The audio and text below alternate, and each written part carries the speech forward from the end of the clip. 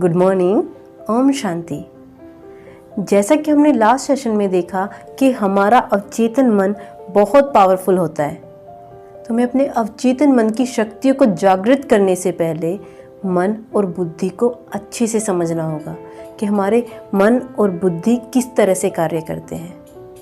तो इसके लिए मुझे एक कहानी याद आ रही है जो हमने सबने बचपन में सुनी है, लेकिन आज उसका सही अर्थ जानने को मिलेगा। एक राजा महात्मा जी के पास जाता है और उनसे कहता है, महात्मा जी, मेरे राज्य में बहुत परेशानी आ गई है, मैं कैसे करूं?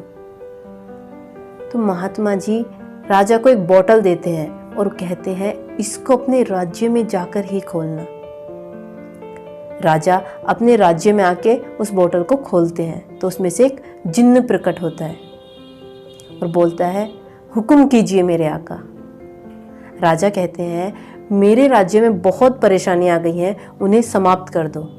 अब जिन्न के लिए तो 2 मिनट का काम था। वो फटाफट सारी परेशानी समाप्त करके वापस आ जाता है और फिर से कहता है, हुक्म कीजिए मेरे आका। अब राजा कहते हैं, मेरे पास तो और काम नहीं है।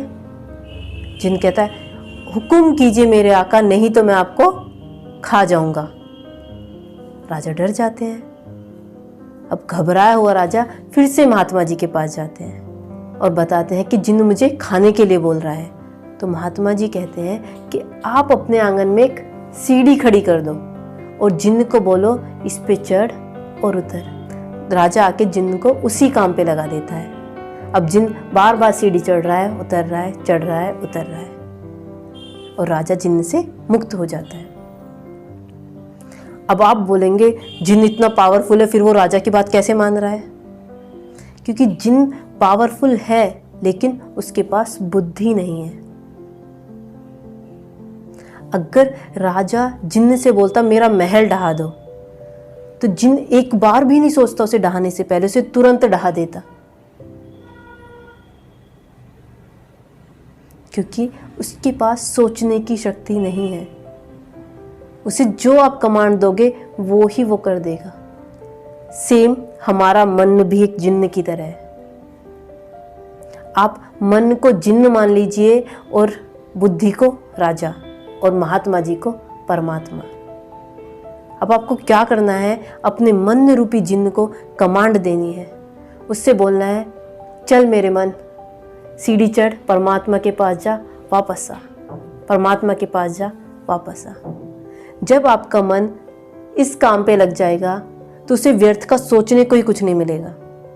अधिकतर क्या होता है, आप सब जानते हैं, अगर हम ऐसे बैठे हुए हैं तो व्यर्थ की बातें ही सोच रहे होते हैं कि मैं बहुत बीमार हूं, पता नहीं ठीक होऊंगा या नहीं होऊंगा, सफलता ही नहीं मिलती, क्या करूं, मुझे लगता है मैं तो ऐसी असफल ही रह जाऊंगा। इस तरह के विचार हम अपने माइंड से सबकॉन्शियस माइंड में पहुंचाते हैं। अब सबकॉन्शियस माइंड को क्या लगता है कि इसको बीमार रहना ज़्यादा पसंद है या इसको असफल रहना ज़्यादा पसंद है, तो वो उसी तरह की सिचुएशन क्रिएट करने लग जाता है और हमें और बीमार करने पे लग जाता है। ये अब हमारे पर डिपेंड करता है कि हम अपने मन को कैसी कमांड दे रहे हैं। अगर हमें अपने अवचेतन मन की शक्तियों को जागृत करना है तो हमें अपने मन को सही काम पे लगाना पड़ेगा। जैसे आप अपने मन को ये 3 अफर्मेशन दे सकते हैं। पहला, मैं ज्ञान स्वरूप हूँ, क्योंकि मैं शिव बाबा ज्ञान सूर्य की संतान हूँ, तो मैं मास्टर ज्ञान सूर्य हूँ। दूसरा स्वमान, मुझे ज्ञान किस चीज़ का है? मुझे ज्ञान है कि मेरे अवचेतन मन में अथाह शक्तियाँ भरी हुई हैं।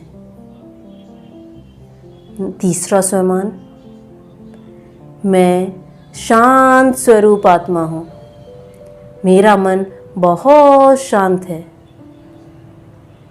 जब आप ये 3 अफर्मेशन अपने माइंड को देंगे तो आपका माइंड इन्हीं में कार्य करने पे लगा रहेगा और आपको खुश होने से, समृद्ध होने से और आपके अवचेतन मन की शक्तियों को बाहर निकलने से कोई भी नहीं रोक पाएगा।